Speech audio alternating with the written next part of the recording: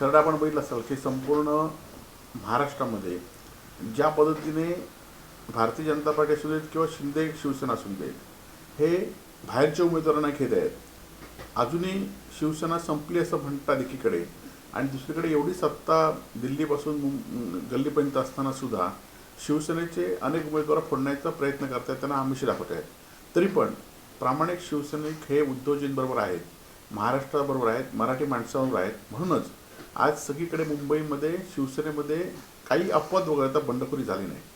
कारण लोकांना माहिती आहे ही उमेदवारी नगरसेवकांसाठी नाही, तर ही निवडणूक ही मराठी माणसांच्या हिताच्या दृष्टीने निवडणूक आहे. आणि खरं तर काही चांदोलीतील शाखा प्रमुख आहेत, कोणी राजन असेल तर त्यांना निश्चित आमचे पदाधिकारी समजवतील. परंतु माझ्या माहितीप्रमाणे कोणीही शिवसेनेमध्ये नाराज नाही. तर जी काही तिकीटं दिली आहेत, जे काही नगरसेवकांचे उमेदवार आहेत, ते सगळ्यांना विचारून योग्य असे मराठी हिताचे उमेदवार दिलेले आहेत. प्रभाग क्रमांक 161 मध्ये मागील वेळेस MIM मधून निवडून आलेल्या मुस्लिम उमेदवाराला मराठी बहुबल असलेल्या विभागातून नाही, हे पूर्णपणे चुकीचं आहे की मराठी माणसांच्या हितासाठी मराठीच उमेदवार सगळीकडे दिले आहेत.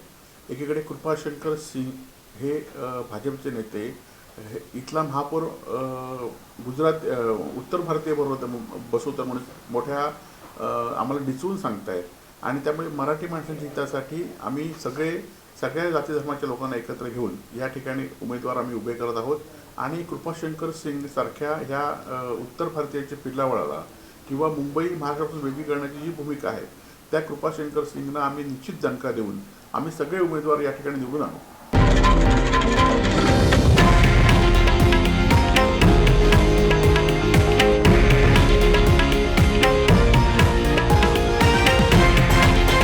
हे आहे देशातील नंबर 1 न्यूज नेटवर्क आणि आपण पाहत आहात TV9 मराठी, एकमेव.